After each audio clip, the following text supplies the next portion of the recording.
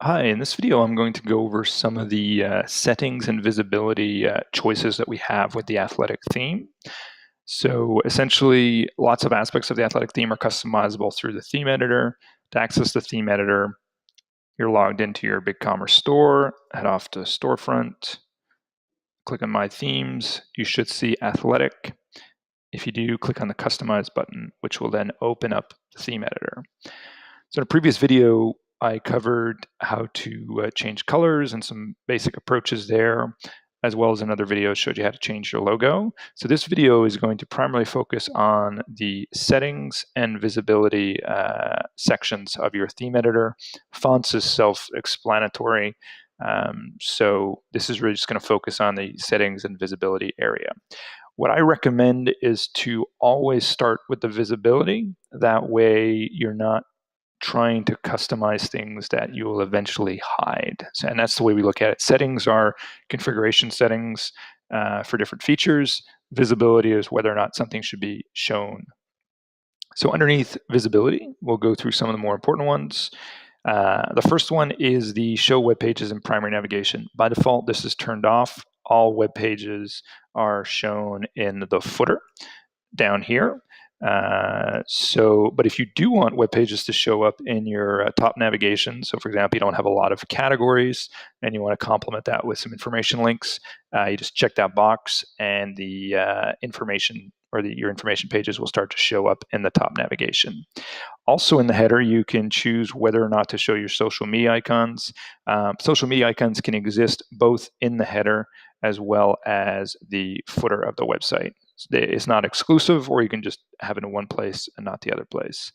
Down on the footer, that's where we've got a lot of little decisions whether we want things to show or not.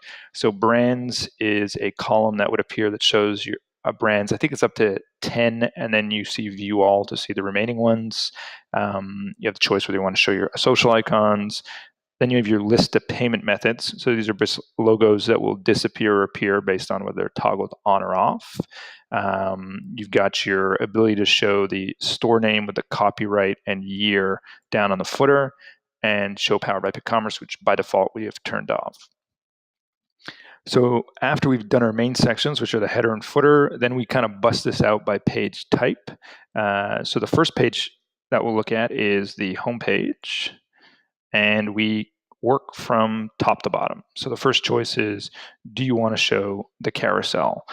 As a quick note, these boxes at the top and at the bottom, they're actually controlled by the banner feature in BigCommerce. So they'll either appear or not, whether you have banners set up.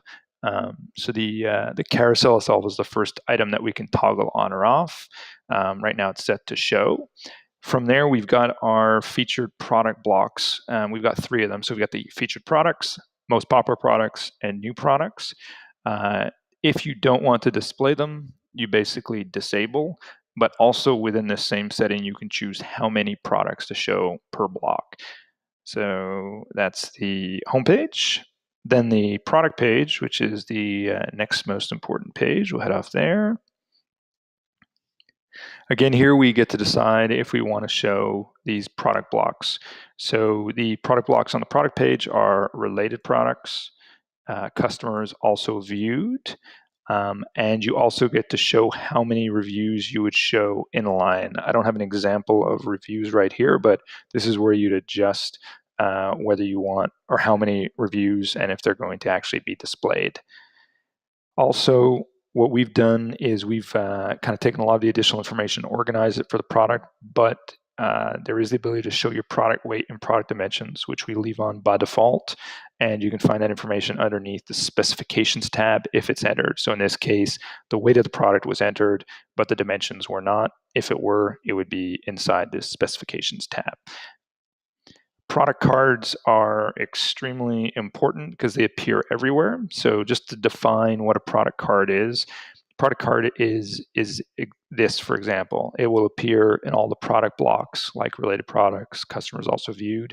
The product card is essentially this entire section. Also, product cards would appear on the home page, but they also appear on the category page, search results. So anytime you're seeing, I guess you could call it like a thumbnail of the product, that's a product card, and this is where you define what features you want to display in the product card.